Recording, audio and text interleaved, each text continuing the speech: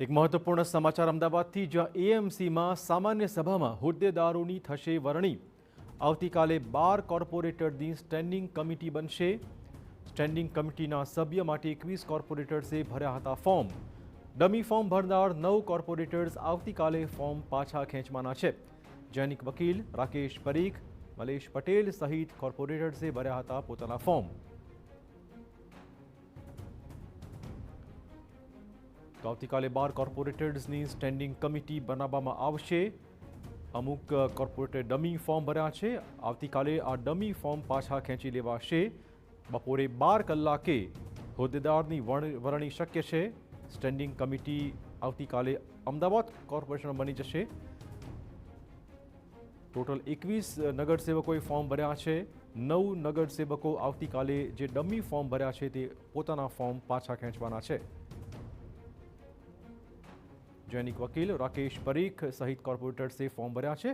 વધુ વાત કરવા જોડાશે અમારા સંવાદદાતા જિગ્નેશ. જિગ્નેશ, કયા પ્રકારની હલચલ છે આવતીકાલની સ્ટેન્ડિંગ કમિટી બને તે પહેલા?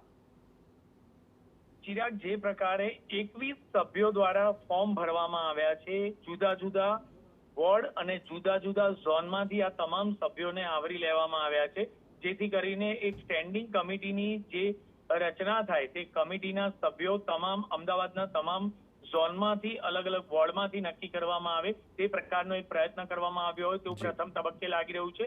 9 ફોર્મ પરત ખેંચવામાં આવશે. 21 માંથી 9 ફોર્મ પરત ખેંચવામાં આવશે. સ્ટેન્ડિંગ ચેરમેન સહિત 12 સભ્યોની એક સ્ટેન્ડિંગ કમિટી તૈયાર થશે. મહત્વની બાબત એ છે કે આ કમિટી દ્વારા જ શહેરના તમામ વિકાસલક્ષી કામો નક્કી કરવામાં આવતા હોય છે. આવતીકાલે 10 વાગે જે એજન્ડા બેઠક મળશે, તે એજન્ડા બેઠક બાદ જે સામાન્ય સભા મળશે તેમાં તમામ જે નામો છે તે નામોની જાહેરાત કરવામાં આવશે અને મેયર કોણ બનશે તે પણ ચિત્ર સ્પષ્ટ થઈ જશે. મહત્વની બાબત છે કે જો અમદાવાદના પૂર્વ વિસ્તારમાંથી મેયરની પસંદગી ઉતારવામાં આવે તો જસુ ઠાકોરનું નામ અગ્રેસર છે. જો પશ્ચિમ વિસ્તારમાંથી મેયર તરીકે પસંદગી કરવામાં આવે તો હિતેશ બારોટ પર પસંદગી ઉતારવામાં આવે તો એવું સ્પષ્ટ છે.